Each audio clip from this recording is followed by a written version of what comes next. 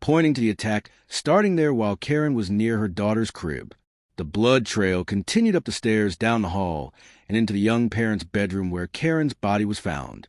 The bedroom was in disarray with blood everywhere and many things scattered and broken. This indicated the young mother fought back fiercely. There was a phone in the bedroom that had been ripped out of the wall. Police believed the young woman might have run there to call for help, but she couldn't. Back then, there was an emergency number like 911. Local police had their own number, so detectives thought she might have dialed it wrong in her panic.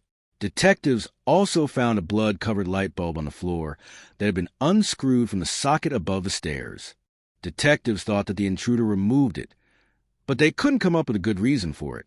They may have unscrewed it while following the victim upstairs, giving her a moment to try to call the police. In the bathroom downstairs, detectives discovered a pile of bloody clothes and other items. Among them, there was a pair of pants, a sheet, and a washcloth. Detectives thought that the killer might have used these items to wipe the blood off his hands and clothes. It seemed that he also attempted to clean himself with the washcloth, or tried to use it to wipe blood off the floor to cover his tracks. However, given the amount of blood throughout the house, his efforts were futile. After using these items, the perpetrator threw them in the bathtub and fled the scene.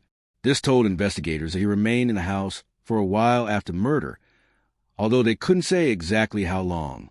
Detectives began the investigation and ruled out the possibility of it being a botched robbery. The only missing items were the young mother's blue wallet that had $50 and one of the lamps in the bedroom which had no significant value. The medical examiners found 124 stab wounds on Karen. Most of them were concentrated around her chest. Such anger suggested the perpetrator had a personal motive. Experts found the weapon was most likely a knife with a narrow blade, close to a stiletto, but detectives couldn't find in the house or anywhere nearby. The young mother was fully clothed, and there were no signs of sexual assault found on her body.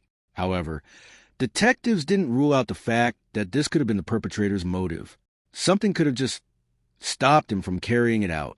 Karen's time of death was estimated to be between 4 and 6 p.m., and since her husband discovered her body around 11 p.m., the killer most likely left the house several hours earlier. Investigators began their investigation by talking to Karen's relatives and friends.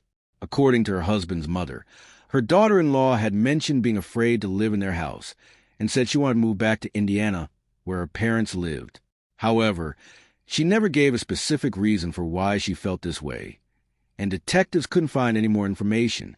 The young family's neighbor provided an interesting observation. Their dog,